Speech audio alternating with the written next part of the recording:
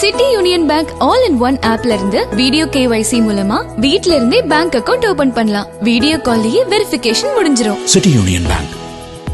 நலாஸ் நாட்டு சர்க்கரை நலமுடன் வாழ நலாஸ் இந்தியாவிலேயே நாட்டு சர்க்கரைக்கு ISI முத்திரை மற்றும் அக்மார்க் அங்கீகாரம் பெற்ற ஒரே நிறுவனம். தொடர்புக்கு 9047045000. அனைவருக்கும் வணக்கம். இந்த அரங்கம் நிறைந்திருக்கிறது, நமது மனதும் நிறைந்திருக்கிறது. ஆப்ரேஷன் சிந்தூர் இது ஜஸ்ட் ஒரு மிலிட்ரி ஆக்ஷன் கிடையாது. உலகத்துக்கு இந்தியா கொடுத்த மெசேஜ்.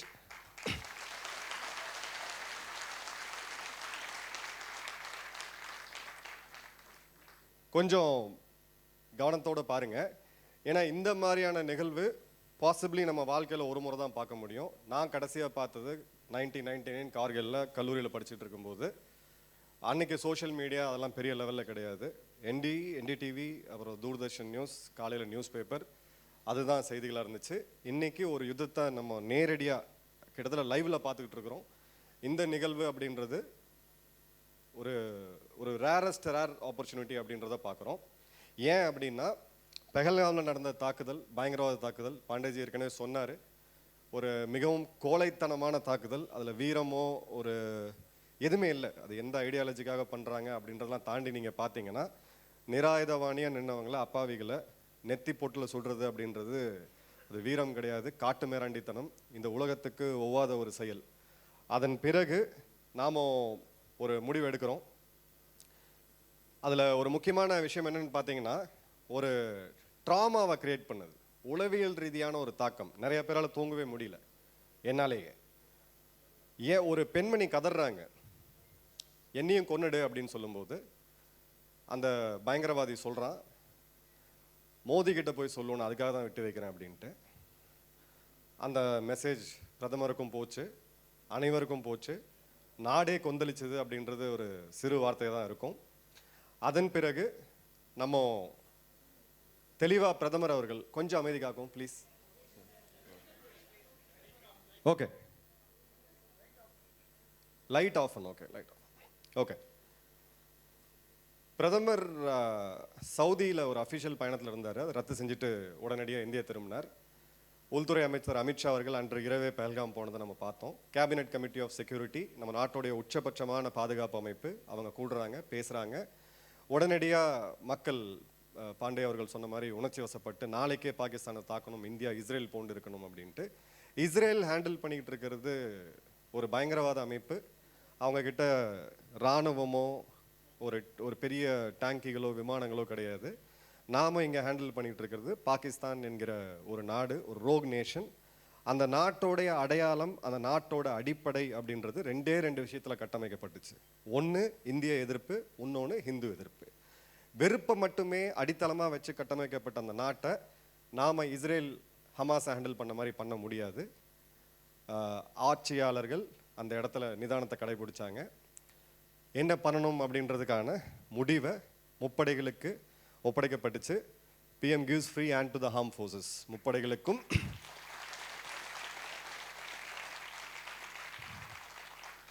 ஸோ ஒரு பாப்புலர் நரேட்டிவ் மீடியாவில் என்ன வந்துச்சுன்னு பார்த்தீங்கன்னா, எந்த நாடுமே நம்ம கூட இல்லைன்ட்டு 60 நாடுகள் பெஹல்காம் தாக்குதலை கடுமையாக கண்டிச்சாங்க. இதில் நெருங்கிய நண்பர்கள் அப்படின்றது நிறைய பேர் மிஸ் பண்ணது. ஒன்று இஸ்ரேல், எந்த உதவிகளும் நாங்கள் செய்வோம் உங்கள் வேட்டைக்கு. ரெண்டாவது, மக்கள் பேசாத ஒரு நாடு தாய்வான். ஏன்னா இதை ஏன் சொல்கிறேன் அப்படின்னா, வேறு சர்வதேச அரசியலில் நடக்கக்கூடிய பிரச்சனைகளுக்கு நாம் ஆதரவாகவோ எதிர்ப்பாவோ ஒரு குரல் கொடுக்கும் பொழுது always put the country first. நம்ம நாட்டை நீங்கள் முதல்ல வச்சு நண்பர்கள் யார் எதிரிகள் யாருன்னு பார்த்து தான் நம்மளுடைய முடிவில் எடுக்கணுமே தவிர நம்மளோட உணர்ச்சிகளுக்காகவோ இனத்துக்காகவோ மதத்துக்காகவோ எடுக்கக்கூடாதுன்றதுக்காக நான் சொல்கிறேன்.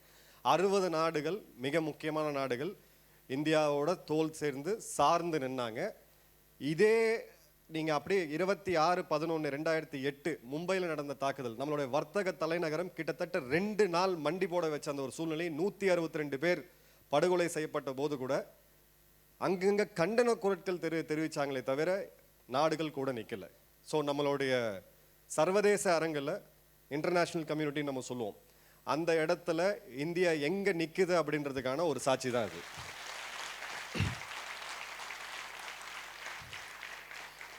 டிசம்பர் மாதம் நான் எக்ஸ்தலத்தில் ஒரு பதிவு போட்டிருந்தேன்.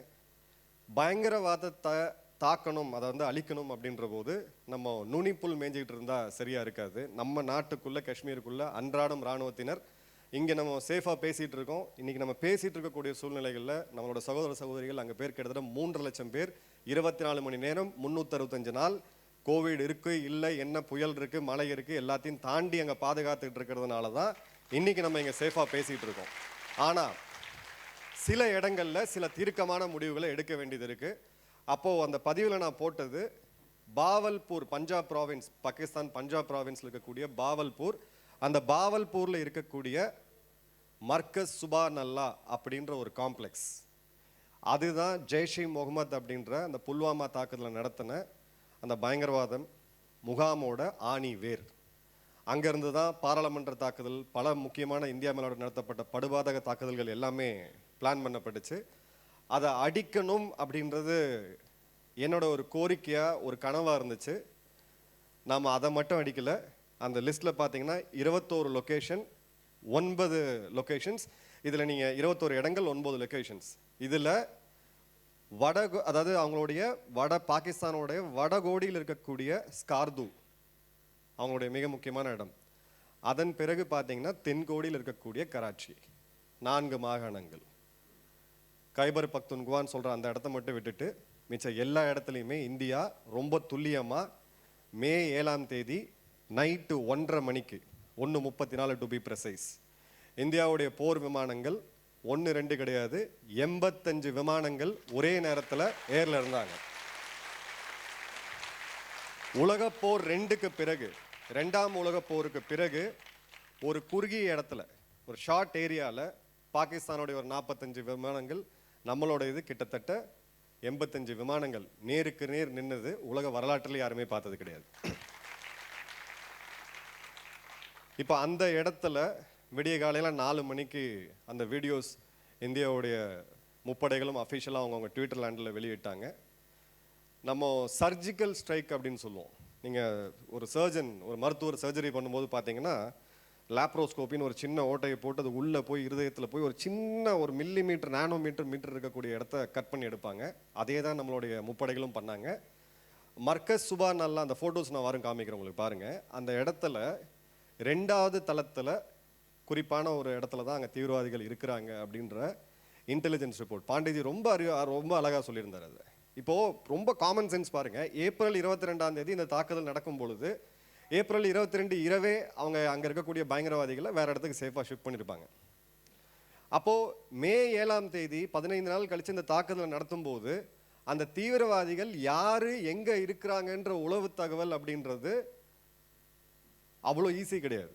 Human intelligence, technical intelligence, tactical intelligence, satellite intelligence, இது 4ம் சேர்ந்து உளவுத்துறை, நம்மளுடைய ஐபி போன்ற ஏஜென்சிஸ் அவங்க கொடுக்கக்கூடிய 101% அக்யூரேட் இன்ஃபர்மேஷனை பேஸ் பண்ணி நம்மளுடைய முப்படைகள் அந்த ஆக்ஷனை கொண்டு போகிறாங்க. இது அவ்வளோ சீக்கிரமான விஷயம் கிடையாது.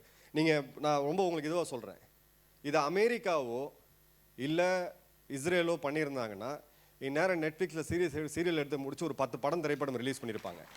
ஏன் இதை நான் சொல்கிறேன்னா, அன்றைக்கி 7ஆம் தேதி காலையில் இந்த தாக்குதல் நடக்கும் பொழுது அடுத்தடுத்த டிவி சேனல்ஸ் நம்ம நிறையா அதை பற்றி உரைகள் நிறையா கொடுத்துட்டு இருந்தோம்.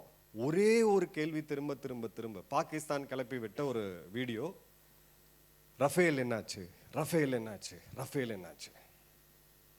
1971 யுத்தத்தோடைய முதல் நாள் தலையங்கம் டைம்ஸ் ஆஃப் இந்தியா, ஹிந்து எடுத்து படிச்சு பாருங்க. யுத்தம் ஆரம்பித்த 4 மணி நேரத்துக்குள்ள 20 இந்திய விமானங்கள் வீழ்த்தப்பட்டுச்சு.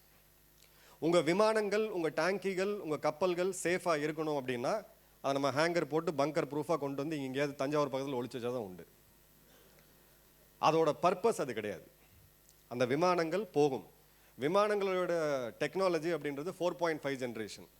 அதை தாக்கி அளிக்கக்கூடிய ஏவுகணைகளோட டெக்னாலஜின்றது 6th ஜென்ரேஷன். ஸோ விமானம் அப்படின்றது இட்ஸ் ஆல்வேஸ் வல்னரபிள். அது சுட்டு வீழ்த்தப்படுறதுக்கான ஆபத்து என்றைக்குமே இருக்குது. இப்படிப்பட்ட ஒரு யுத்தத்தில் நம்ம எங்கே மிஸ் பண்ணுறோம் அப்படின்னு பார்த்தீங்கன்னா, 2100க்கும் அதிகமான விமானங்கள் நம்ம விமானப்படையில் இருக்குது. அதில் இருக்கிற ரஃபேல் பார்த்தீங்கன்னா 36, அதில் 4 ட்ரெயினர், எஃபெக்டிவாக 32, ஆன் சர்வீஸ் ஆப்ரேஷனலாக இருக்கிறது பார்த்தீங்கன்னா 25. அதில் ஒரு விமானத்தை பற்றி நம்ம பேசிக்கிட்டு இருக்கோம். எவ்வளோ பெரிய சாதனையை நம்ம விமானப்படையும் இராணுவத்தையும் செஞ்சுருக்காங்க.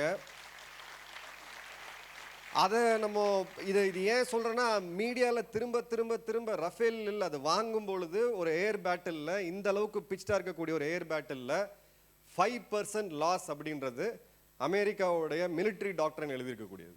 5% லாஸ் அப்படின்றது இருக்கும். ஆனால் நம்ம less than 1%ல் இருக்கிறோம். பைலட், இன்னொரு விஷயம், நீங்கள் போர் விமானங்களில் பார்த்தீங்கன்னா அதில் இருக்கிறதுலேயே சொஃபஸ்டிகேட்டட் டெக்னாலஜின்றது அந்த பைலட்டை வெளியில் கொண்டு வரதுக்கான அந்த எஜெக்ஷன் சீட்டு. ஏன் அப்படின்னா, ஒரு போர் விமானியாக நீங்கள் ஆகணும் அப்படின்னா, சார் சொல்லியிருந்தார், அவ்வளோ அழகாக நேவல் ஆமன் பற்றி சொல்லியிருந்தார்.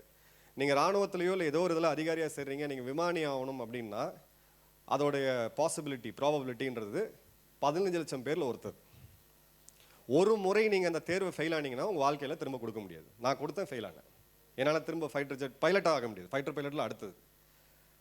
அப்போது நம்ம ஒரு ப்ரீஃபிங், நம்மளோட ஏர் மார்ஷல் ஒரு ப்ரீஃபிங் கொடுக்கும் பொழுது, ஏகே பாரதி அவர்கள் கொடுக்கும் பொழுது அன்னைக்கு ஒரு வார்த்தையை சொன்னார், all our pilots are safe அப்படின்ட்டு. இந்த மாதிரி 100 விமானங்களை நம்மளால் வாங்க முடியும், அது முக்கியம் கிடையாது. இப்போ பெஹல்காமுக்கு நம்ம பழி வாங்கணும், சர்வ் ஜஸ்டிஸ் அப்படின்னு சொல்லி இந்தியன் ஆர்மியோட ட்விட்டர் ஹேண்டில் போட்டிருந்தாங்க. பெஹல்காம் மட்டும் இல்லை பாஸ், நீங்கள் பார்க்கக்கூடிய கலீத் அப்லிக் அபு ஒகாஷா, முரித் கே அப்படின்ற ஒரு டெரரிஸ்ட் கேம்பில் இது பண்ணியிருந்தோம். ஒரு 20 வருட காலம் இந்தியாவில் நடந்த 15 முக்கியமான பயங்கரவாத தாக்குதல்கள் ஹைதராபாத்தில் ஆரம்பித்து ஜம்மு காஷ்மீர் வரைக்கும் இருந்த ஒரு kingpin is been killed. Mohammed Hasan Khan, Jaish e முகமதோடைய சீஃப் ரெக்ரூட்டர், அங்கே இருக்கக்கூடிய படிக்காத மக்களை பயங்கரவாதிகளாக மூளை செலவை செய்யக்கூடிய சீஃப் ரெக்ரூட்டர், நூற்றுக்கணக்கான தீவிரவாதிகளை உருவாக்கக்கூடிய ஒரு முக்கியமான நபர். he has been killed. அவருடைய இறுதி சடங்குக்கு யார் யார் வந்திருக்காங்கன்னு பாருங்க. 5 உயரிய இராணுவ அதிகாரிகள், அவங்க காவல்துறை அதிகாரிகள், மெஜிஸ்ட்ரேட். இங்கே ஒரு டிஃப்ரெண்ட்டான வியூ இருக்கு. சில பேர் என்னன்னா, பாகிஸ்தான் இராணுவம் தான் மோசமானவங்க, பாகிஸ்தான் மக்கள்லாம் நல்லவங்க, we love you bro, என்ன சொல்றது, I am sorry பாகிஸ்தான் அப்படின்ட்டு. அவங்க இராணுவத்துக்கும் அவங்க பயங்கரவாதிகளுக்கும் எந்த ஒரு வித்தியாசமும் கிடையாது அப்படின்றது தான் பிரதமர் மோடி அவர்கள் உறுதிப்பட கிளியர் கட்டாக பிராக்கெட்டாக ஒன்றா போட்டு வச்சிருக்கிறோம். அடுத்த முறை அப்படின்ற ஒரு கேள்வி பாண்டேஜி சொன்னார். தீவிரவாதிகள், பிறகு தீவிரவாத முகாம்கள், அதன் பிறகு இராணுவ நிலைகள், அடுத்த முறை பொதுமக்களா அப்படின்னு கேட்டிங்கன்னா, இந்த ஃபோட்டோவில் இருக்கக்கூடிய 2-3 பேருக்கு இறுதி அஞ்சலிக்கு வேறு யாராவது வருவாங்களா இருக்கும், எழுதி வச்சுக்கோங்க. இப்போது நீங்கள் சீக்வன்ஸ் பார்த்தீங்கன்னா, மே 7ஆம் தேதி அவங்க ரஜோரி, நான் இருந்த பகுதி, அது அந்த ரஜோரிக்கு அந்த பக்கம் பார்த்தீங்கன்னா அவங்களுடைய பகுதி, ஆக்கிரமிப்பு காஷ்மீரில் கொஞ்சம் உயரிய மலையில் இருப்பாங்க. அந்த பகுதி கொஞ்சம் தாழ்வாக இருக்கும். இந்த ஒரு கேவலமான ஒரு நாடு, அதை விட ஒரு கேவலமான ஒரு இராணுவம் யாருமே பண்ணக்கூடாத வேலையை அவங்க பண்ணாங்க. ரஜோரியில் இருக்கக்கூடிய ஒரு குருத்வாரா மேலே ஐடென்டிஃபை பண்ணி ஒரு தாக்குதல் நடத்தப்பட்டுச்சு. 12 பேர் இறந்தாங்க, 5 பெண்கள் 4 குழந்தைகள் உட்பட. Artillery Schelling. அதன் பிறகு அது பக்கத்தில் இருந்த இம்மாக்குலேட் மேரி அப்படின்ற ஒரு சர்ச், அந்த ஸ்கூலில் நான் என்னோட 25வது வயதில், நான் 24 வயதில் அங்கே இருந்திருக்கேன். அந்த இடத்துக்கு நான் போயிருக்கேன். என்னால் அதை மறக்கவே முடியாது. அந்த இடத்துல ஒரு தாக்குதல், அங்கே ஒரு 4 பேர் கொல்லப்பட்டாங்க. மீண்டும் மதத்தை ஐடென்டிஃபை பண்ணி இந்தியாவை மத ரீதியாக பிளவுபடுத்தணும் அப்படின்னு சொல்லி பொதுமக்கள் மேலே தாக்குதல் நடத்திய ஒரு கோழைத்தனமான இராணுவம் தான் பாகிஸ்தான் இராணுவம். அதற்கு நம்ம கொடுத்த பதிலடி மே 8ஆம் தேதி குல்மர்க், தன்மர்க் அந்த பகுதியில் கேள்விப்பட்டிருப்பீங்க, சவுத் காஷ்மீர். அந்த பக்கம் இருக்கக்கூடிய, நான் பேர் எடுக்க முடியாது, பட் அங்கே இருக்கக்கூடிய என்னுடைய ஒரு நண்பர் என்கிட்ட சொன்னது, இந்திய இராணுவம் நடத்திய தாக்குதலில் அங்கே எவ்வளோ பேர் இறந்தாங்கன்ற கணக்கு வேற. ஆனால் அந்த தாக்குதலோடைய தாக்கம் தாங்க முடியாமல் அங்கேருந்து மைக்கில், மெகாஃபோனில் வச்சு கதறி அழுது, எங்களை விட்டுருங்க, எங்களுக்கு இதுக்கு சம்மந்தம் கிடையாதுன்னு சொல்லி புறமுதுகிட்டு ஓடின ஒரு இராணுவம் தான் பாகிஸ்தான் இராணுவம். அதோடைய செகண்ட் எபிசோடு நம்ம கொடுத்தோம். நடுவில் அவங்க டிஜிஐஎஸ்பிஆர் அவசரமாக ஒரு ப்ரெஸ் மீட் போட்டு, இப்போ இந்தியாவுடைய இராணுவம் பொற்கோவில் மேலே, அமிர்தசரில் இருக்கக்கூடிய பொற்கோவில் மேலே 5 பேலஸ்டிக் ரக ஏவுகணைகளை ஏவிட்டாங்க அப்படின்ட்டு. ஏன்னா சீக்கியர்கள், நமக்கு தெரியும், தேசப்பற்று மிக்கவர்கள், இராணுவத்தில் கணிசமான அளவுக்கு இருக்கக்கூடியவங்க அங்கே எப்படியாவது ஒரு பிரிவினையை உண்டு பண்ணணும் அப்படின்னு சொல்லிட்டு. நீங்கள் எல்லாருக்குமே நான் நிறைய விஷயம் அந்த டைமில் என் மேலே கோவப்பட்டீங்க. உங்ககிட்ட இருக்கக்கூடிய ஃபோன் அப்படின்றது ஃபோன் கிடையாது, அது ஒரு தோட்டா, அது ஒரு ஆயுதம். ஸோ நீங்கள் வரக்கூடிய வீடியோஸை நம்பி ஒருத்தரை வந்து நம்ம இது பண்ணிக்கக்கூடிய அந்த சம்பவங்கள் நிறைய நடந்திருக்கு. வரக்கூடிய காலங்களில் அதில் கொஞ்சம் உஷாராக இருங்க. அதன் பிறகு மே 9ஆம் தேதி இந்தியாவுடைய விமானப்படை அடுத்த கட்ட எஸ்கலேஷனுக்கு போகிறாங்க.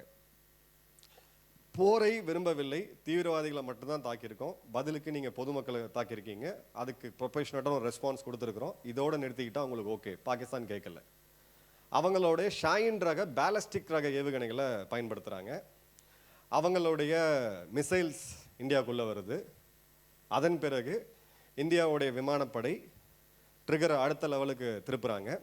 அதன் பிறகு நம்மளுடைய பிரம்மாஸ் ரக ஏவுகணைகள் லைட்டாக ஒரு 2 இடத்துல டச் பண்ணி வச்சோம். இதுதான் மெசேஜ் உங்களுக்கு இருக்குது அப்படின்ட்டு.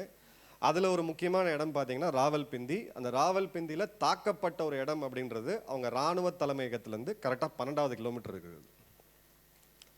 மெசேஜ் வந்து அங்கே தான். அதுக்கப்புறம் தான் அசீம் முனிவர் 5 நாளைக்கு காணவில்லை. இல்லை உண்மைதான். அது நியூக்ளியர் ப்ரொடெக்டட் பங்கரில் போய் உட்காந்துக்கிட்டு இது பண்ணிக்கிட்டு இருந்தார். நம்மளுடைய முப்படை தளபதிகள் பார்த்தீங்கன்னா டெல்லியில் இருக்கக்கூடிய தௌலகானில் இருக்கக்கூடிய கால்ஃப் கோர்ஸில் காஃபி குடிச்சிட்டு அடுத்த நாள் காலையில் வேலையை பார்த்துட்டு இருந்தாங்க. இதுதான் நான் சொன்ன மர்கஸ் சுபான் அல்லா அப்படின்ற அந்த காம்ப்ளெக்ஸ் 150 கோடி செலவில் பாகிஸ்தானுடைய பொதுமக்கள் நிதி உதவியோடு கட்டப்பட்ட ஒரு தீவிரவாத முகாம். தெளிவாக வச்சுக்கோங்க, பொதுமக்கள் நல்லவங்க, இராணுவம் கெட்டது, அதற்கான எக்ஸாம்பிள் தான் இது. இந்த ஒரு துளையை நீங்கள் பார்க்குறீங்க சேட்டலைட் இமேஜரியில், இது பேர் தான் ப்ரெசிஷன் ஸ்ட்ரைக். 1 மீட்டர் அக்யூரஸியில் எங்கே அடிக்கணுமோ அங்கே அடித்து ஜெய்ஷ் இ முகமதுடைய பயங்கரவாத அமைப்புடைய தலைவன் மசூத் அசாரோடைய குடும்பம் 14 பேர் இதில் கொல்லப்பட்டாங்க. இந்த ஒரே ஒரு காம்ப்ளெக்ஸில் மட்டும் கொல்லப்பட்டது கிட்டத்தட்ட 100க்கும் அதிகமான தீவிரவாத முகாம். இப்போ இது அவங்க திரும்பவும் கட்டுறதுக்கு பாகிஸ்தான் அரசாங்கம் 14 கோடி நிதி ஒதுக்கீடு கொடுத்துருக்காங்க. பல பேர் இது மீண்டும் எழுந்து வரும், அதை நான் இல்லைன்னு சொல்லலை. ஆனால் சைக்காலஜிக்கலாக, உளவியல் ரீதியாக இனி அங்கே இருக்கக்கூடிய ஒரு பயங்கரவாதியும் நிம்மதியாக தூங்க முடியாது.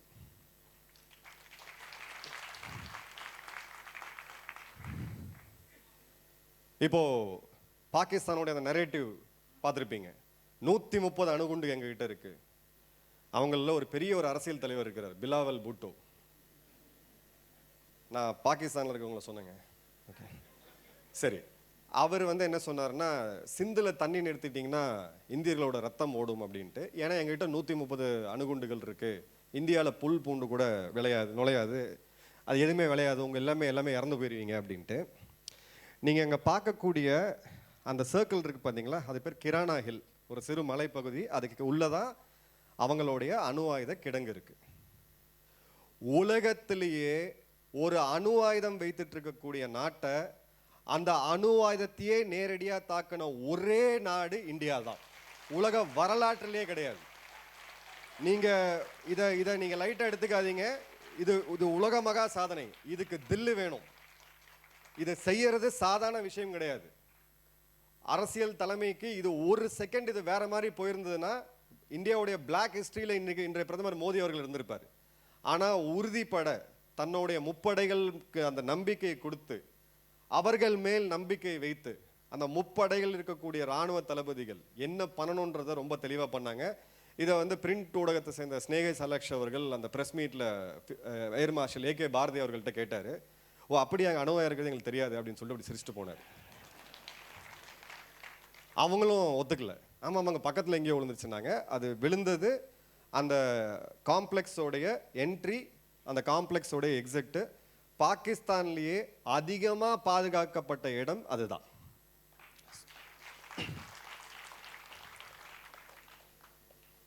இப்போ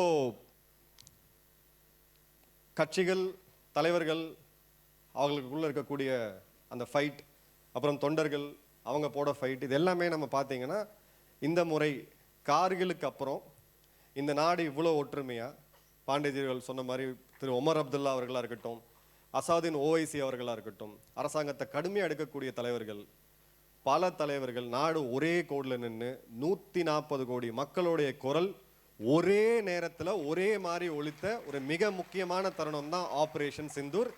இதற்கு பிரதமர் வந்து மோடி அவர்கள் ஒரு மன் கி பாத்தில் வந்து இல்லை அரசியல் தலைவர்கள் மூலியமாவோ இல்லை அவர் எக்ஸ்தலத்திலேயோ வந்து எல்லாரும் ஒன்று கூடுங்கன்னு யாருமே சொல்லவே இல்லை. இன்னைக்கு நாட்டை நிர்வகித்து கொண்டிருக்கக்கூடிய தலைவர்களில் யாருமே நாடு ஒன்றா இருக்கணும் அப்படின்ற அந்த வார்த்தை இல்லவே இல்லை. பாகிஸ்தானுக்கு மற்றும் அவங்கள இயக்கி கொண்டிருக்கக்கூடிய சைனாக்கு விழுந்த மரண அடி இதுதான்.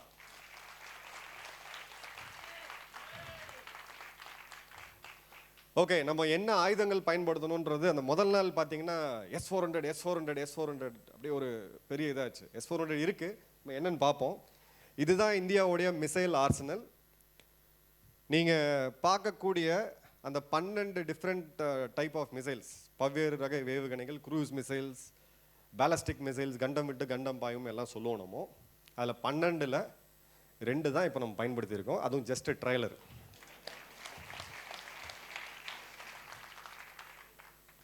இந்தியாவுடைய விமானங்கள் எண்ணிக்கை 2229. அன்ஃபார்ச்சுனேட்லி நம்ம மக்கள் ஒரு விமானத்தை தூக்கிக்கிட்டு அது எங்கே போச்சு, அது எங்கே போச்சு, அது எங்கே போச்சு. ஒருத்தர் எங்கிட்ட கேட்டிருந்தார், அந்த 36 விமானத்தையும் ஒன்றா நிற்க வச்சு ஒரு ஃபோட்டோ போட்டால் வேலை முடிஞ்சிடும்ல அப்படின்ட்டு. So no comments. அடுத்தது பாருங்கள், நம்மளோட air defence system. Air defence அப்படின்னாலே நீங்கள் வளைகுடா போர், கல்ஃப் வாரை நம்ம எல்லாருமே பார்த்துருப்போம். அதில் எதை வேணால் நம்ம சதாம் ஹுசேனை கூட மறந்துடலாம், ஸ்கட்டு பேட்ரியாட்டை மட்டும் யாருமே மறக்கவே முடியாது. ஏன்னா பேட்ரியாட் தாட் அப்படின்ற ஒரு மிசைல் டிஃபென்ஸ் சிஸ்டம் அமெரிக்காவுடைய நம்பர் 1 அப்படின்னு போற்றப்படக்கூடியது. கடந்த வருடம் 2023 அக்டோபர் 7 இஸ்ரேல் மேல் நடத்தப்பட்ட அந்த பயங்கரவாத தாக்குதல், அதன் பிறகு இஸ்ரேலோடைய அயன் டோம் சிஸ்டம். இது மாதிரி நம்ம எங்கேயாவது வரமாட்டோமா அப்படின்ற அந்த ஒரு கேள்வி இருந்துச்சு. நீங்கள் அங்கே பார்க்கக்கூடிய S-400 அப்படின்றது அது ஒரு பிரம்மாஸ்திரம், சுதர்சன சக்கரம். 400 கிலோமீட்டர் தொலைவில் இருக்கக்கூடிய ஏரியல் த்ரெட்ஸ், உள்ளே வரக்கூடிய ஏவுகணைகள், உள்ளே வரக்கூடிய பேலஸ்டிக் ரக ஏவுகணைகள், உள்ளே வரக்கூடிய எதிரியோடைய போர் விமானங்கள். அது கொசு அடிக்கிறது கிடையாது. நம்ம வந்து என்ன பண்ணிட்டோம்னா ட்ரோன், நிறைய அந்த ட்ரோன் வீடியோஸ்லாம் வந்துட்டு இருந்துச்சு ட்விட்டரில். நம்ம ஏன் S-400 யூஸ் பண்ணுறது இல்லை அப்படின்ட்டு. வாஸ் அது ரொம்ப காஸ்ட்லிங்க. அதை போயிட்டு நம்ம வந்து சின்ன சின்ன சைனீஸ் ட்ரோன் அடிக்கிறதுக்குலாம் யூஸ் பண்ண முடியாது. அதையும் நம்ம யூஸ் பண்ணணும். பிரதமர் அவர்கள் ஆதம்பூர் விமான நிலையத்தில் அந்த ஏர்பேஸில் அவர் பேசக்கூடிய மேடைக்கு பின்னாடி ஒரு டியூப் மாதிரி நின்றுச்சு பார்த்தீங்களா, அதுதான் S-400. நான் அவங்க ஒரு பொய் செய்தியை பரப்பிவிட்டாங்க, ஆதம்பூரை நாங்கள் தாக்கிட்டோம், S-400 நாங்கள் தாக்கிட்டோம் அப்படின்னு சொல்லிட்டு. அது இல்லை அப்படின்னு சொல்லிட்டு அவரோட ஸ்டைலில் அவர் ஃபேக்ட் செக் பண்ணார். நீங்கள் பார்க்கக்கூடியது நம்ம அதிகமாக இந்த முறை யூஸ் பண்ணது ஆகாஷ் அப்படின்னு சொல்லக்கூடிய இந்த டிஃபென்ஸ் ஏர் டிஃபென்ஸ் சிஸ்டம் தான். 25-30 கிலோமீட்டர் தொலைவில் தாக்கக்கூடியது. இதையும் அதாவது ஒரு நம்ம சொல்லுவோம் பார்த்தீங்களா அக்யூரசி, இதோடைய லெவல் என்ன அப்படின்னு சொல்லிட்டு 100க்கு 100%. இதோடைய ப்ராஜெக்ட் டைரக்டர் DRDOடைய சீனியர் சயின்டிஸ்ட், ஓய்வு பெற்ற டாக்டர் பிரகலாத் சுபாராவ் அவர்கள் பூனேயில் ஒரு 3 நாளைக்கு முன்னாடி அவரோட நிகழ்ச்சியில் இது பண்ணுறது. ஒரு விஷயம் அவர் அந்த இன்டர்வியூவில் ஷேர் பண்ணியிருந்தார். இந்த நியூஸ்லாம் நடந்து போயிட்டு இருக்கும்போது, நம்ம டிவி நியூஸ்லாம் ஹைப்பர் ஆகி ஆகாஷ்னு சொல்லிட்டு இருக்கும்போது அவர்களுடைய மனைவி வந்து கேட்டிருந்தாங்க, அவர்கிட்ட கேட்டிருக்காங்க, ஏங்க நீங்கள் ஒரு 30 வருஷமாக ஏதோ ஒர்க் பண்ணுன்னு சொன்னீங்களா ஆகாஷ்ன்னு சொல்லிட்டு, இதுதானே அது அப்படின்ட்டு. அவருடைய ஆனந்த கண்ணீரை நீங்கள் பார்த்துருக்கணும். அவர் நினச்சிருந்தா இங்கேருந்து அமெரிக்காவுக்கு ஒரு H-1B வீசா எடுத்துக்கிட்டு அங்கே போய் செட்டில் ஆகிட்டு நாசாவில் போயிட்டு கோடிக்கணக்காக சம்பாரிச்சிருக்க முடியும். He didn't do that. Nation first and always, தேசம் முதல்ல அப்படின்றதுக்காக தான். சாதாரணமாக ஹைதராபாத்தில் ஒரு 3 BHK அப்பார்ட்மெண்ட்டில் இருந்துகிட்டு இருக்கிறார் அவர். நம்மளுடைய ஸ்பைடர் மற்றும் ஜூ 23 இது எல்லாமே நான் அந்த சப்ஜெக்ட்டுக்கு டீட்டெயிலாக வரேன். பட் அடிப்படையாக நீங்கள் புரிஞ்சிக்க வேண்டியது, ஹீரோ ஆஃப் சிந்தூர் நம்மளோட ஏர் டிஃபென்ஸ் சிஸ்டம் அப்படின்னா முழுவதிலும் இந்தியாவில் தயாரிக்கப்பட்ட Akash defence system, air defence system. இந்த ஆகாஷுக்கு பின்னாடி 13 கல்வி நிறுவனங்கள் இருக்குது. அதில் 2 தமிழ்நாட்டில் இருக்குது. இதுக்கு பின்னாடி 235 SME, small medium scale and சிறு குறு நிறுவனங்கள் நம்ம சொல்லுவோம். அதில் கிட்டத்தட்ட 31 நிறுவனங்கள் தமிழகத்தில் இருக்குது. ஸோ தமிழ்நாட்டுக்கும் ஆகாஷுக்கும் என்ன லிங்க்னு கேட்குறவங்களுக்கு இதை புரிஞ்சுக்கணும். இப்போ இந்த ஒரு இதை மட்டும் நான் கொஞ்சம் டீட்டெயிலாக சொல்ல விரும்புகிறேன். இப்போ நீங்கள் இந்த L70 அப்படின்னு ஒரு இந்த கன்னை பார்க்குறீங்க, இந்த ஃபோக்கஸ் இந்த இதை பார்த்துங்க, இந்த டப்பா பார்த்துங்க. L70 நான் ராணுவத்தில் இருக்கும்போது ரிட்டையர் பண்ணிட்டாங்க. அது ஒரு ரிட்டையர்ட் ரவுடி ஆகிட்டார். அதை கொண்டு போய் மியூசியத்தில் வச்சிட்டாங்க. ஏன்னா அந்த கன் இன்றைக்கி இருக்கக்கூடிய மாடர்ன் சுச்சுவேஷன்ஸில் அதோடைய இது யூஸ் பண்ண முடியாது. ஏன்னா நீங்கள் ஒரு விமானத்தை நேரடியாக கண்ணால் பார்த்து சுடக்கூடிய ஒரு ஏர் டிஃபென்ஸ் கன் தான் அது. அதை ஒரு ஸ்வீடனோட கம்பெனிகிட்ட வந்து நம்ம வாங்கியிருந்தோம். அதன் பிறகு அவங்க என்ன யோசிச்சாங்கன்னா, ஓகே இந்த கன் டெக்னாலஜி முடிஞ்சு போச்சு அப்படின்னு சொல்லிட்டு அதோட ப்ரொடக்ஷன் ரைட்ஸுமே நம்மகிட்ட கொடுத்தாங்க. இப்போ தான் நம்மளுடைய யுவ சக்தி, இளைஞர்களுடைய சக்தி அப்படின்றது வருது. நீங்கள் ரெண்டாவது பார்க்கக்கூடிய அந்த இமேஜ், டோன்போ இமேஜிங் அப்படின்ற ஒரு பெங்களூரை சேர்ந்த நிறுவனம், ஒரு ஸ்டார்ட் அப் நிறுவனம் இந்திய இராணுவத்தோடு சேர்ந்து இதை யூஸ் பண்ணலாமே, கன் ஒட்காயிட்டு இருக்கு. ஆனால் இன்றைக்கி விமானங்கள் ரொம்ப வேகமாக பறந்துட்டு இருக்கு. அப்போ ஒரு மனிதனால் அந்த விமானத்தை நோக்கி அதை திருப்ப முடியாது. ஸோ இது வேறு ஏதாவது பண்ணலாமேன்ட்டு நீங்கள் பார்க்கக்கூடிய அந்த சைட் டோன்போ இமேஜிங்ன்ற அந்த நிறுவனம் பண்ணாங்க.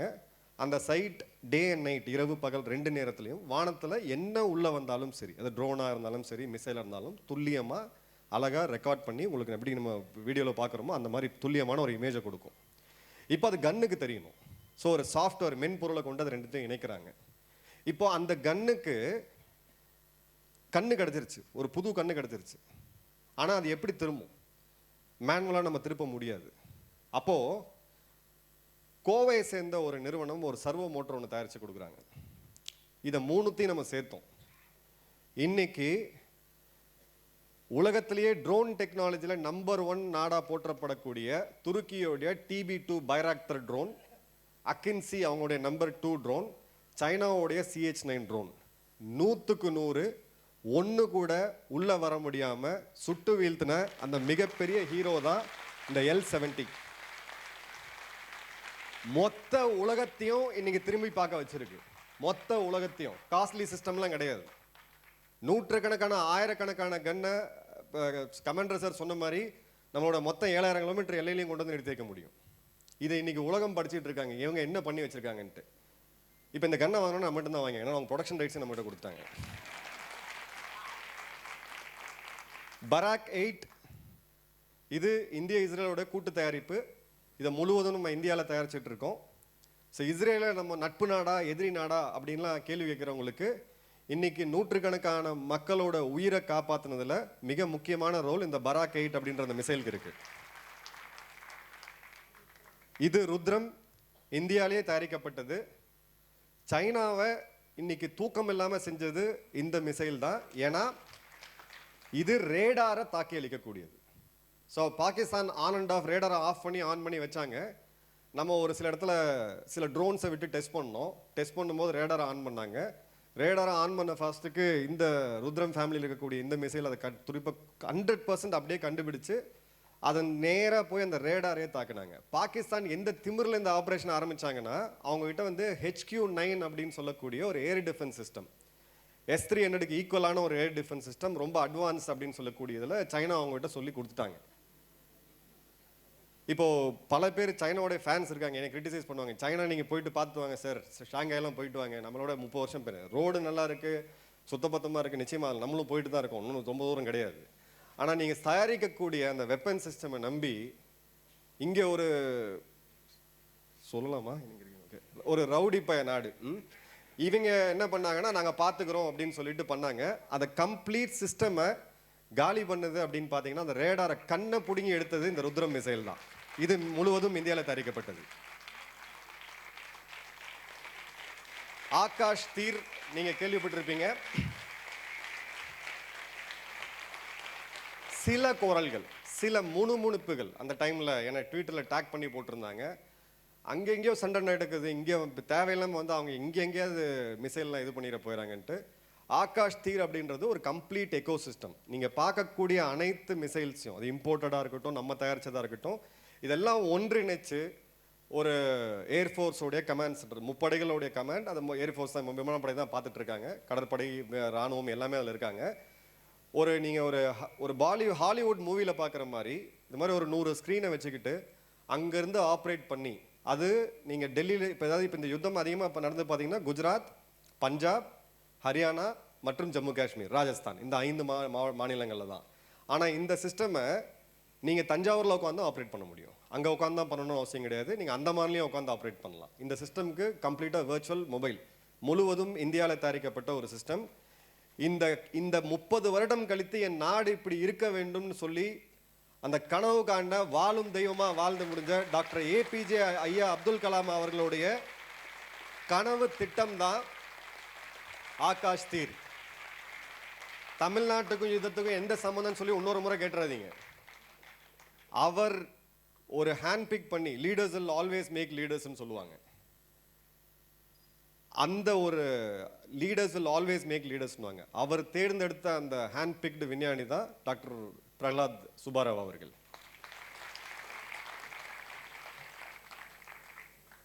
பிருத்திவி ஏர் டிஃபென்ஸ் இதுவும் நம்மளுடைய 100% நம்மளோட இந்திய தயாரிப்பு. இதையும் நம்ம எக்ஸ்டென்சிவாக யூஸ் பண்ணோம். பிரம்மாஸ் அதுக்கான அறிமுகமே தேவை கிடையாது. அதோடைய இன்னைக்கு தேதிக்கு பிரம்மாஸ் ஒரு நிறுவனம் அப்படின்னா அதோடைய சீஃப் மார்க்கெட்டிங் ஆஃபீஸராக யார் இருக்கான்னு பார்த்தீங்கன்னா நம்மளுடைய பாதுகாப்புத்துறை அமைச்சரே ஆகிட்டார். எல்லா இடத்துலையுமே பார்த்தீங்கன்னா அந்த பிரம்மாஸோட இதை அவர் ரொம்ப தெளிவாக சொல்லுவார்.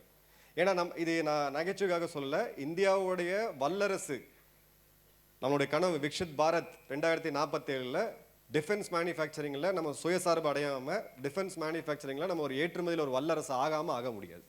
அதற்கான மெயின் இதுதான். அது கடைசியாக நம்ம இருக்கிறது S-400. கடைசி நாளில் இது பயன்படுத்தப்பட்டுச்சு. நூர்கான் ஏர்பேஸ் அதில் இருக்கக்கூடிய சில விமானங்கள் மீண்டும் தரையிறங்க முடியாமல் அந்த லிஸ்ட்டு கொஞ்சம் வெயிட் பண்ணுங்கள். இன்னொரு 1 மாத காலத்துக்குள்ளே வீடியோவோட வெளியில் வரும். ஒன்றொன்னா வரும். பொய் அவங்க 3 நாளில் பரப்பி முடிச்சுட்டு போயிட்டாங்க. உண்மை ஒன்று சீக்கிரம் வரும். ஏன்னா நம்மளுடைய மிசைல்ஸில் எல்லாமே கேமராஸ் இருக்குது. விமானப்படை தேவைப்பட்டால் அதை ரிலீஸ் பண்ணுவாங்க. நம்மளுடைய போர் விமானங்கள் ரஃபேல், சுகோய், INS விக்ராந்த் அவர் முன்னாடி வச்சுட்டு நான் பேசினா நல்லா இருக்காது. அதில் ஒரு கேப்ஷன் இருக்கு, you don't find INS Vikrant in the battlefield because INS Vikrant is the battlefield. IBG integrated battle group நம்ம சொல்லுவோம். அது ஒரு கடல்ல மிதக்கக்கூடிய ஒரு மினி ராணுவம். INS நேவி மட்டும் சார் கொஞ்சம் ரொம்ப அப்படியே அவருடைய தோணியில் அவர் சொல்லிட்டு ரொம்ப சாஃப்டாக சொல்லிட்டு போனார். நேவி மட்டும் அன்னைக்கு கராச்சியை காலி பண்ணணும்னு சொல்லி 10 நிமிஷம் இந்த பட்டன்லாம் அழுத்தியிருந்தாங்கன்னா இன்னைக்கு ராணுவ தளபதியாக இருந்து தன்னைத்தானே ஃபீல்டு மார்ஷலாக ப்ரொமோட் பண்ணி அந்த பதவிக்கே ஒரு மிகப்பெரிய இழுக்க கொண்டு வந்த அசீம் முனீர் போன்றவர்கள் அன்னைக்கு பாகிஸ்தான்லேயே இருந்திருக்க மாட்டாங்க. நிதர்சனமான உண்மை இது. ஸோ பாகிஸ்தான் என்ன இழந்தாங்கன்னு பாருங்க. HQ-9 அவங்களுடைய மிசைல் ஆர்சனல் கவசம். இனி அடுத்த யுத்தத்துக்கு நம்ம வெறும் பாகிஸ்தானை மட்டும்தான் பார்த்துட்டு இருக்கிறோம். நம்மளுடைய வடக்கு எல்லை ஆரம்பிச்சு நம்மளுடைய வடகிழக்கு எல்லை அருணாச்சல் பிரதேஷ் வரைக்கும் சைனா வச்சுட்டு இருக்கக்கூடிய ஒரு மிலிட்ரி டாக்டரின் என்னன்னு பார்த்தீங்கன்னா கான்டாக்ட்லெஸ் வார்ஃபேர், தொடர்பு இல்லாத ஒரு யுத்தம் அப்படின்ட்டு. அதில் மிக முக்கியமாக இந்தியாவுக்கு எதிராக கவசமாக வச்சுட்டு இருக்கிறது நம்பிட்டு இருக்கிறது HQ-9 தான். அந்த HQ-9 எப்போ வேணாலும் எங்களால் தூக்க முடியும் அப்படின்றத யுத்த களத்தில் நம்மளுடைய ஆகாஷ் மிசைல் சிஸ்டம் நம்மளோட ஆகாஷ் ஹீரோ கம்ப்ளீட்டாக ப்ரூவ் பண்ணி காமிச்சிட்டாங்க நம்ம விமானப்படை. அடுத்தது பார்த்தீங்கன்னா லைன் 90 அவங்களுடைய இன்னொரு சிஸ்டம். அது எதுக்கு அவங்க வச்சுருந்தாங்கன்னு அவங்களுக்கே தெரியல. அந்த அளவுக்கு மோசமான கமெண்ட்ஸ் அவங்களோட முன்னாள் ராணுவ அதிகாரிகளே சொல்லிட்டு இருக்காங்க. அதை பற்றி அவங்க பேச மாட்டாங்க. CH-9 ட்ரோன் இது அமெரிக்காவுடைய பிரெடேட்டர் ட்ரோனுக்கு ஈக்குவலாக நாங்கள் பண்ணோம் அப்படின்னு சொல்லி சைனா சொன்னது. ஒன்று கூட இந்திய எல்லையில் 10 கிலோமீட்டர் தாண்டி உள்ளே வர முடியல.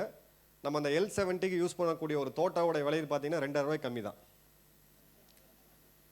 இதுதான் இந்தியா, இதுதான் மூளை, இதுதான் நம்ம. J-10 இதோடைய அஃபிஷியல் கணக்கு இன்னும் வரல, வெகு சீக்கிரம் அதை பற்றி வரும். துருக்கி புதுசாக வந்த அந்த ஓட்டமன் சாம்ராஜ்யம், துருக்கிய சாம்ராஜ்யத்தை மீண்டும் கொண்டு வரும். 1942 இந்தியாவுடைய இராணுவம் துருக்கியை ஓட விரட்டி ஹைஃபா அப்படின்ற அந்த மிக முக்கியமான போர்ட் சிட்டியை இஸ்ரேலுக்கு மீட்டு கொடுத்தாங்க. அந்த இஸ்ரேலியர்கள் இன்றைக்கும் அதை ஞாபகம் வச்சு நமக்காக நன்றி செலுத்துவாங்க. நம்ம வீரர்களுடைய ஒரு நினைவகம் அங்கே இருக்குது. அதை நாங்கள் பழி தீர்க்க வரோம்னு சொல்லி அவங்க கிட்ட இருந்த 2 முக்கியமான ட்ரோன் அதுவும் இன்னைக்கு எக்ஸ்போஸ் ஆயிடுச்சு. இதில் இந்த பைராக்டரோடைய ஒரு இது பார்த்தீங்கன்னா அந்த ட்ரோன் அப்படியே 2ஆக உடஞ்சு ஒரு ராஜஸ்தானில் இருந்த ஒரு வீட்டில் துணி போடுற கொடியில் தொங்கிக்கிட்டு இருந்துச்சு. துவச்சி காய போட்ட மாதிரி. நான் ஜோக் அடிக்கல, அந்த ஃபோட்டோ மிஸ் ஆயிடுச்சு, நான் காமிச்சிருப்பேன் உங்களுக்கு. பாகிஸ்தான் வச்சுட்டு இருக்கக்கூடிய மிக முக்கியமாக அவங்க பாகிஸ்தானோட லாரியிலலாம் எழுதி வச்சிருப்பாங்க F-16 அமெரிக்க விமானம் சொல்லிட்டு. அதை ரொம்ப சேஃபாக கொண்டு போய் குவைட்டா அப்படின்னு சொல்லக்கூடிய நம்மளோட S-400 தள்ளி இருக்கக்கூடிய ஒரு விமான நிலையத்தில் வச்சுருந்தாங்க. இது 2 பார்க்கிங்கில் இருக்கும்போதே இந்தியாவால் சுட்டு வீழ்த்தப்பட்டிருக்கு, தாக்கி அளிக்கப்பட்டிருக்கு. அதோட ஃபோட்டோகிராஃப்ஸ் இன்னும் வெகு விரைவில் வரும். ஸோ அடுத்தது என்ன அப்படின்ற போது இப்போ அடுத்த கேள்வி என்னன்னா, சைனா வந்து J-35A ஸ்டெல்த் 5ஆம் தலைவர் விமானத்தை பாகிஸ்தான் கொடுக்க போகிறாங்க, மீண்டும் ஒரு முறை அவங்க வருவாங்க அப்படின்ட்டு. இப்போ நீங்கள் பார்க்கக்கூடிய வெரி ஹை ஃப்ரீக்வன்சி ரேடார் அப்படின்றது 5ஆம் தலைமுறை விமானத்தை 400 கிலோமீட்டருக்கு முன்னாடியே கண்டுபிடிச்சு சொல்லக்கூடிய மிக முக்கியமான 100% இந்திய தயாரிப்பு ஒரு ராணுவ தளவாடம். இதோட டெஸ்டிங் முடிஞ்சிருச்சு. இதோட கமிஷனிங் வந்து 2026 பண்ணியிருக்க வேண்டியது, இப்போ அதை ப்ரீபோன் பண்ணி நம்ம 2025 பண்ணுறோம். ப்ராஜெக்ட் குஷா இது நம்மளுடைய ஓன் S-400. நீங்கள் பார்க்கக்கூடிய அந்த 120 கிலோமீட்டர் 250 கிலோமீட்டர் ரேஞ்ச் உள்ளது.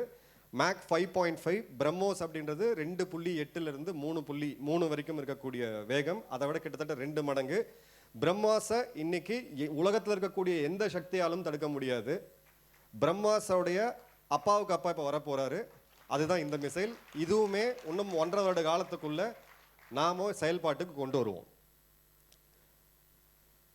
இதோடு வந்து நம்மளோட லாங் ரேஞ்ச் க்ரூயிஸ் மிசைல், இதை நம்மளுடைய தேஜஸ் ரக விமானத்தில் ஆரம்பித்து நம்மளுடைய படை விமானத்திலிருந்து எல்லாத்துலேயுமே நம்ம ஃபிட் பண்ணக்கூடிய வேலையை பார்க்குறோம். பிரம்மோஸ்லேயுமே இப்போ நம்ம புதுசாக எடுத்துகிட்டு போகக்கூடிய missile BrahMos NG new generation அப்படின்ற மிசைல் உங்களுக்கு விமானத்தில் ரொம்ப ஈஸியாக 1200 கிலோ தான், விமானத்தில் ரொம்ப ஈஸியாக அதை பொருத்த முடியும். இனி வரக்கூடிய காலங்களில் பாகிஸ்தானுடைய அடுத்த இந்த முறை அப்படின்றதே அவங்க ஒரு பிலவல் பூட்டோ பாராளுமன்றத்தில் சொல்லியிருந்தாரு, சோர் ஜேசா ராத் கோ ஆகேன் குஸ்கியே அப்படின்றது, திருட மாதிரி நைட் உள்ள வந்துட்டாங்க அப்படின்ட்டு. உண்மையான விஷயம் சொல்கிறேன், 10ஆம் தேதி விடிய காலையில் 1:30 மணிக்கு இந்திய விமானப்படையோட முதல் தாக்குதல், 4:30 மணிக்கு பிரம்ம முகூர்த்தத்தில் 2வது தாக்குதல், 7:30 மணிக்கு பிரேக்ஃபாஸ்ட் டைமில் 3வது தாக்குதல், 12:30 மணிக்கு லஞ்ச் டைமில் 4வது தாக்குதல், 12:50க்கு அவங்களோட DGMO நம்ம DGMOக்கு ஃபோன் பண்ணி ஐயா போதும் சாமி இதுக்கு மேலே நிறுத்திக்கணும்னு சொல்லிட்டு 3:30 மணிக்கு அந்த காலை ஃபிக்ஸ் பண்ணி 5:30 மணிக்கு போர் நிறுத்தம் அப்படின்றது அறிவிச்சது.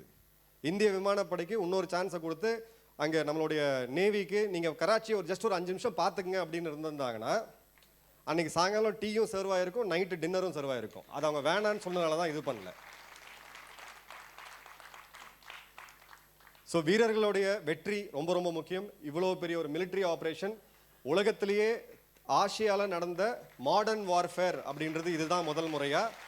அந்த மாடர்ன் வார்ஃபேரில் 25 நிமிஷத்துக்குள்ள, அதாவது நம்மளுடைய இன்டகிரேஷன் அப்படின்றது இப்போ தான் நடந்துகிட்டு இருக்கு, வேகமாக நடந்துகிட்டு இருக்கு. இந்த நேரத்தில் ஒரு இது நான் நிஜமாக சொல்கிறவங்களுக்கு என்னால் தூங்க முடியல இன்னைக்கு. என்ன இப்போ தான் நம்ம மாடர்னைஸ் பண்ணிட்டு இருக்கோம், என்ன மாதிரியான ரிசல்ட் இருக்குன்னு சொல்ல நம்மளுடைய முப்படைகளுக்கு அதுக்கு பின்னாடி இருக்கக்கூடிய விஞ்ஞானிகள், நம்மளுடைய சிறு குறு நிறுவனங்கள், நம்மளுடைய ஸ்டார்ட் அப், நம்மளுடைய யுவசக்தி, நம்மளுடைய அரசாங்கம், நம்மளுடைய அமைச்சர்கள், நம்மளுடைய தளபதிகள், நம்மளுடைய அரசியல் தலைவர்கள் அனைவருக்கும் ஒரு மிகப்பெரிய சல்யூட். ஏன்னா இதை நடத்தி காமிச்சது அவ்வளோ ஈஸியான ஒரு சாதாரண விஷயம் கிடையாது. ராணுவத்தில் நம்ம என்னைக்குமே ஒரு விஷயம் சொல்லுவோம், we'll never leave our soldiers behind அப்படின்னு சொல்லிட்டு. எனக்கு அவர் தலைவர் அண்ணாமலை அவர்கள் அந்த டைமில் பர்சனலாக கூப்பிட்டு சொன்னது, அக்னி 10 அப்படின்ற அந்த திட்டத்துக்கு எதிராக பயங்கரமான அரசியல் நடக்குது, நீங்கள் எல்லா இடத்துக்கும் போய் ட்ராவல் பண்ணுங்கன்னு சொல்லிட்டு. அன்னைக்கு காலணிகள் என்னால் இன்னைக்கும் ஓரளவுக்கு மேலே தாங்க முடியாத ஒரு விஷயம். ஒரு மிக முக்கியமான கட்டத்தில் ஒரு அரசாங்கம் ஒரு முடிவு எடுக்கிறாங்க, அன்பாப்புலர் டிசிஷன் எடுக்கிறது, கசப்பு மருந்தை கொடுக்கறது அப்படின்றது ஒரு தலைவனுக்கு அழகு. அந்த ஒரு நிலைமையில் அக்னி வீரர்கள் இது பண்ணுறாங்க, அவங்க வந்து வேலை வாய்ப்பு இல்லை, அவங்க நாளைக்கு தீவிரவாதிகளாக மாறிடுவாங்க, ஆயுத பயிற்சிகள் கொடுக்குறீங்க, அவங்க யூஸ் பண்ணி த்ரோ பண்ணுறீங்க. 3000 அக்னி வீரர்கள் இன்னைக்கு நீங்கள் பார்த்த முப்படைகள் இருந்த அனைத்து ஆப்ரேஷன்லையுமே 20 வயசு பசங்க, 19லேருந்து 20 வயசு பசங்க அந்த பிரம்மோஸை இயக்குனதுல ஆரம்பித்து அந்த ட்ரோனை சுட்டு வீழ்த்தினது வரைக்கும் அக்னி வீரர்கள் நம்மளுடைய இளம் ரத்தம் கப்புல்டு வித் நம்மளுடைய எக்ஸ்பீரியன்ஸ்டு சோல்ஜர்ஸ் ஏற்கனவே இருக்கிறாங்க. இந்த ஒரு டெட்லி காம்பினேஷன் தான் இந்த யுத்தத்தை இன்னைக்கு நடத்தி காமிச்சது. இப்போ இதில் நீங்கள் பார்க்கக்கூடிய முரளி நாயக் ஒரு அக்னி வீரர். ஸோ நம்மளுடைய உயிரிழப்பு அன்ஃபார்ச்சுனேட். ஒரு யுத்தம் அப்படின்னா விமானங்களாக இருக்கட்டும், டேங்கிகளாக இருக்கட்டும், வீரர்களாக இருக்கட்டும், அவங்களோட உயிரிழப்பு அப்படின்றது இழக்க முடியாதது. இந்த தருணத்தில் ஒரு க்ளோசிங் ரிமார்க்காக அவங்களுக்கு மனப்பூர்வமாக இன்றைக்கி நிற்க வேண்டாம். நம்ம நிகழ்ச்சி முடிவில் நம்ம பண்ணுவோம். நம்ம அனைவரும் நம்மளுடைய அஞ்சலி செலுத்துவோம். எந்த நாடுமே அவங்க இராணுவ வீரர்களையும் விவசாயிகளையும் மறந்த நாடு வளர்ந்தது சரித்திரமே கிடையாது. இதை உங்களுடைய ஒரு இதுவாக வச்சுக்கோங்க. சில வீடியோஸ் ப்ளே பண்ணுறோம், ஜஸ்ட் ஒரு 2 மினிட்ஸ் மட்டும்.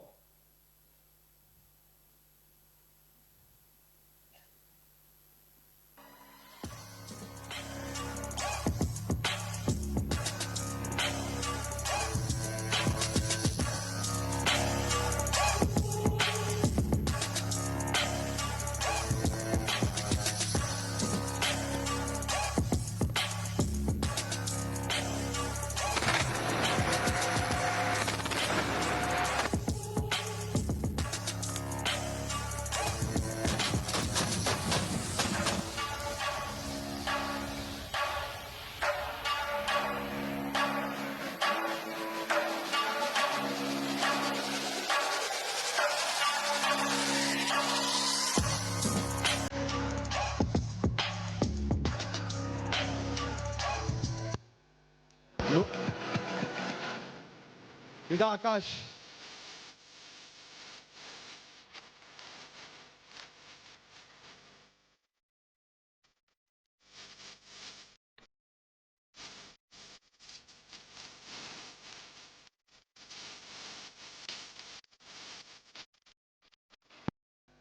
नूर खान,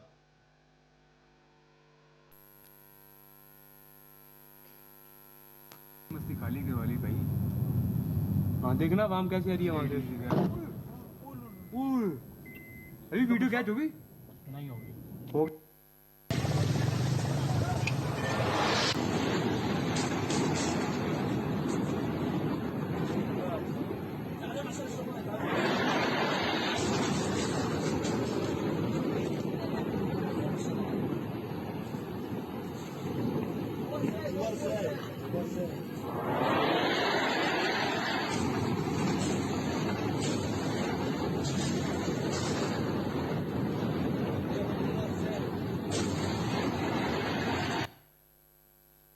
இது அனைவரும் நமக்காக பாகிஸ்தான் பொதுமக்கள் எடுத்த வீடியோ.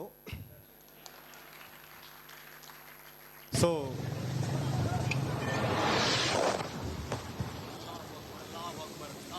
நீங்கள் இப்போ பார்க்கக்கூடியதான் நூர்கான் விமான நிலையத்துக்கு மேலே நடத்தப்பட்ட தாக்குதல். தேங்க்யூ. ஸோ ஆப்ரேஷன் சிந்தூர் இது ஒரு மிலிட்ரி ஆக்ஷன் கிடையாது. It's a message to the world, we have arrived. Looking for a startup job that fits you perfectly? Your Tribe helps you discover, apply, and land startup jobs that matches your skills. Find your tribe with Your Tribe today.